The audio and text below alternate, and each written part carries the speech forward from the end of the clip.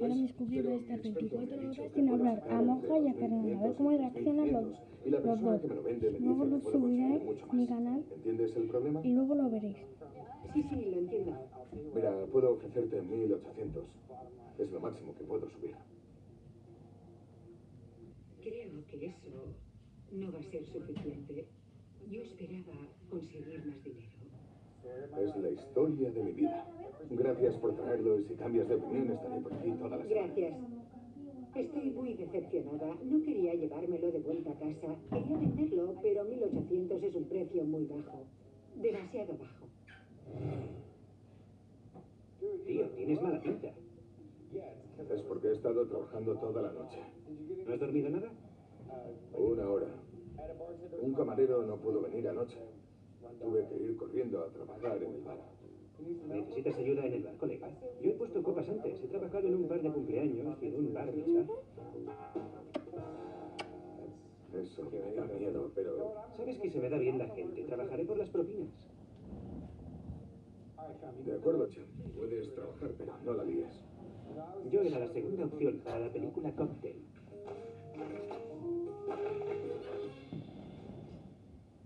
¿En qué acabo de meterme?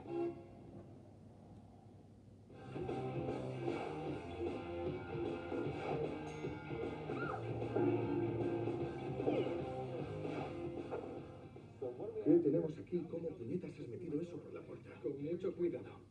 No, en serio, uno de tus chicos me ha echado una mano. Vale, te han ayudado a meterla en la tienda, pero eso no te ayudará a venderla.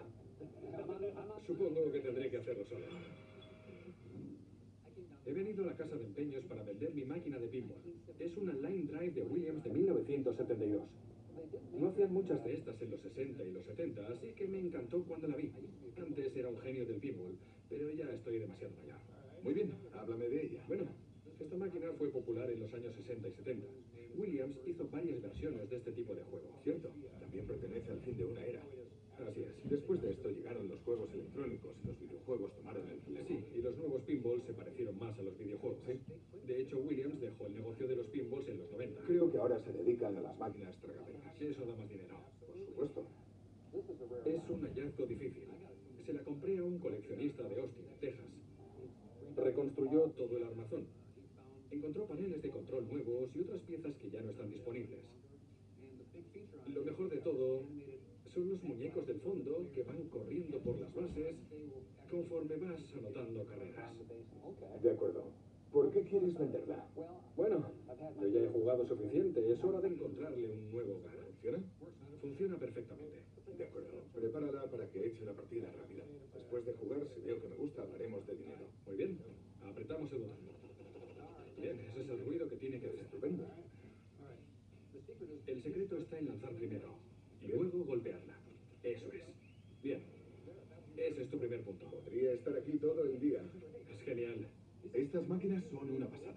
Si puedo comprar esta a un buen precio, no debería tener problemas para venderla. ¿Terminé? Te han eliminado. De acuerdo. ¿Cuánto quieres por ella? $5.500. 1500. Es un buen precio teniendo en cuenta su Su estado. estado es estupendo, pero tengo la sensación de que ese es el dinero que yo puedo sacarle. Yo creo que puedes sacarle más si das con el coleccionista de Sí, siempre. pero para encontrar al tío adecuado, Puede que tardes un poco. voy a tener que revenderla y tengo que sacarle dinero. Le doy 3500. Creo que 3500 es una oferta justa por la máquina. Ya no las encuentras en tan buen estado. ¿Qué te parece 4.000? Aceptaría 4.000 en efectivo por ella. 3750. Trato hecho. ¿Hecho? Gracias, caballero. Vamos a rellenar Muy los bien, papeles. gracias. He conseguido un home run. Pagué $800 por ella. 3.750 me parece perfecto. He dejado a Cham que ocupe un turno de camarero en mi bar. Mi padre y yo vamos a ver cómo le está yendo. Espero que no haya destruido el local. ¡A beber! ¡Salud! Cham, Cham. Cham. ¿Qué pasa, chicos? ¿Cómo va todo? ¿Todo bien, colega? ¿Cómo estáis vosotros? Estás cobrando las bebidas, ¿verdad? Claro que estoy cobrando las bebidas, tío. ¿No ha roto ninguna botella? No estoy haciendo gilipolleces a la Tom Cruise, solo estoy sirviendo copas. Ya me encargo yo. Te invito a una copa. Gracias por venir. El jefe me ha echado, tío. Ahora tendréis al camarero muermazo. ¿Quieres una cerveza o algo? Sí, una cerveza. 9 pavos. 9 pavos por una cerveza. Él puede permitírselo. No voy a pagar por una cerveza en tu bar. ¿No vas a pagar la cerveza en mi bar? No, son gratis. Tú no me das cosas gratis en la tienda. Si un hijo tiene un bar, su padre bebe gratis. Es una ley de hombres. Acabo de abrir el negocio. Lo estoy pasando mal. Supongo que no voy a beber en tu ¿De bar. acuerdo? Pues lárgate. No es el tipo de clientela que quiero aquí.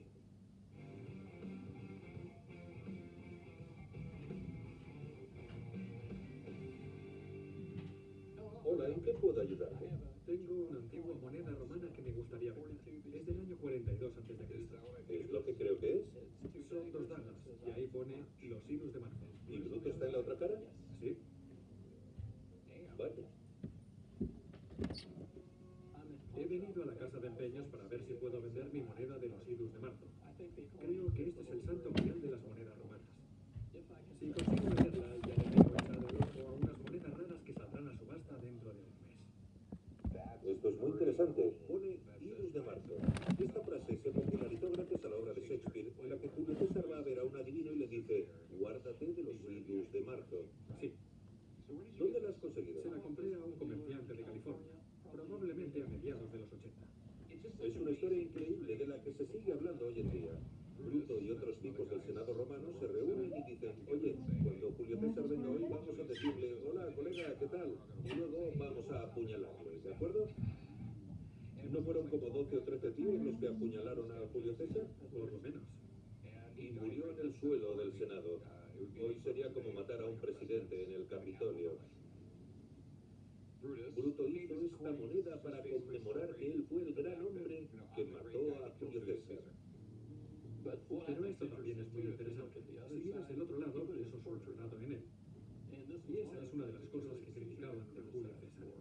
Que pusiera su efigie en una moneda cuando aún estaba vivo. Aún se ve en la política de hoy en día.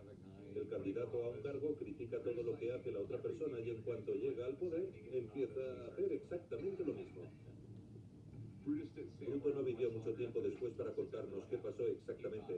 Él creía que todos los romanos le iban a apoyar y que todo iría genial, pero el plan no le salió muy bien. Es una moneda realmente increíble. Sé que no hay muchas en el mundo y esta está en un estado increíble. ¿Cuánto quieres por ella? Me gustaría conseguir 150.000 dólares. Sé que valen un montón de dinero, pero deja que llame a un amigo para que venga a echarle un vistazo. Es mucho dinero y me gustaría saber si él cree que es auténtica o no. No es que no confíe en ti, es que no confío en nadie. Y luego veremos si llegamos a un acuerdo. Me parece estupendo. Creo que es genial que venga un experto a ver la moneda. Me encantaría conocer su opinión sobre cuál puede ser el valor de la moneda y sobre su rareza. La casa de empeños.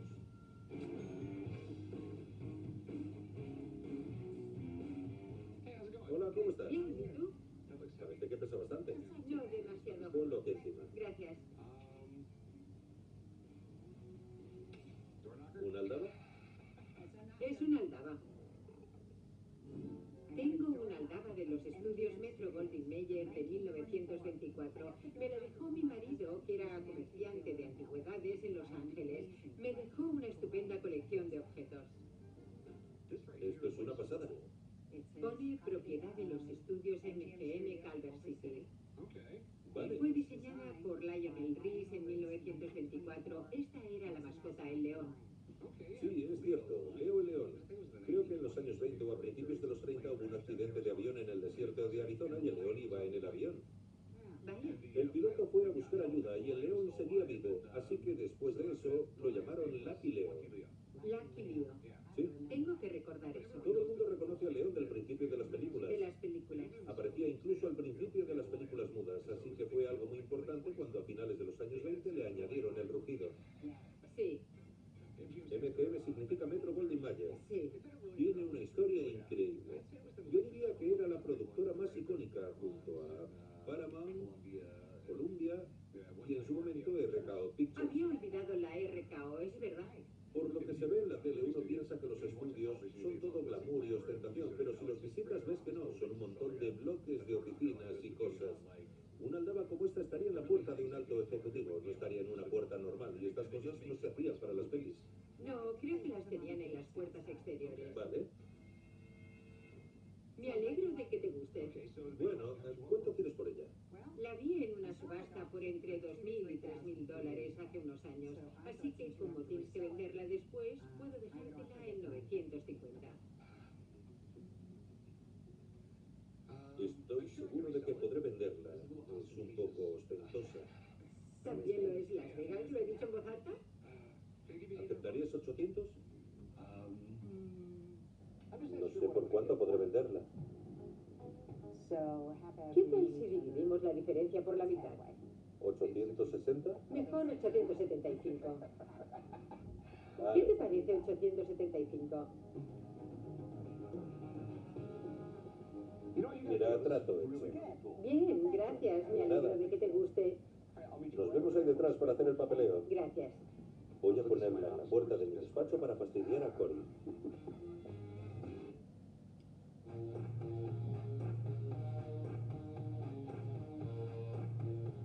Hola, ¿cómo estás? Bien, ¿y tú?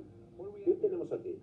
Tengo un parche de la Segunda Guerra Mundial. Es un parche de los Alamo Scouts. Vaya, ¿dónde demonios has conseguido esto? Mi abuelo era un Alamo Scout y yo he heredado este parche de mi padre. Es genial. Este parche es un santo grial de los parches de la Segunda Guerra Mundial. Así es.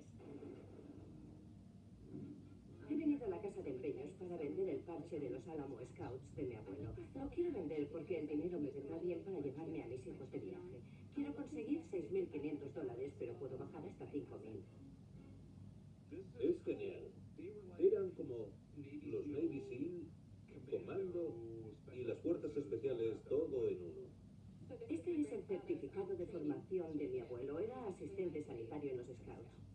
A quien pueda interesar, este documento certifica que Dominic Sicipio, soldado de la 24ª División de Infantería, ha completado con éxito el curso de instrucción indicado en el Centro de Formación de Alamo Scouts desde el 16 de julio de 1944 hasta el 19 de enero de 1945. Los Alamo Scouts eran una unidad de élite que hacía reconocimientos de largo alcance. También eran considerados guardaespaldas del general Cruz. Tenías que presentarte voluntario para alistarte. Creo que el entrenamiento era una locura. Sí. Era algo brutal. Decían, por ejemplo, vamos a lanzaros a los 6 en una isla japonesa y tendréis que sobrevivir varios meses con lo que encontréis allí. Tenían que ir a esas islas, explorarlas sin ser detectados, transmitir la información por radio y sobrevivir en condiciones insoportables. Lo más impresionante de estos tipos es que realizaron más de 100 misiones y no sufrieron ninguna baja. No sé si será el parche más coleccionable de la Segunda Guerra Mundial, pero es uno de ellos. ¿Quieres venderlo? Sí, quiero venderlo. ¿Cuánto quieres por él? $6.500. Deja que llame a alguien para que venga a verlo. Vale, me parece bien. Es uno de esos casos en los que contar con poca información puede ser peligroso. Claro. Es uno de los parches de la Segunda Guerra Mundial más buscados y también de los más falsificados. Deja que llame a alguien para que venga a verlo. Este tipo conoce estas cosas perfectamente. De acuerdo. Dame un par de minutos. Bien. No me preocupa que venga un experto, porque me va a decir lo que yo ya sé, pero podrá comprobar que es verdadero y lo autentificará.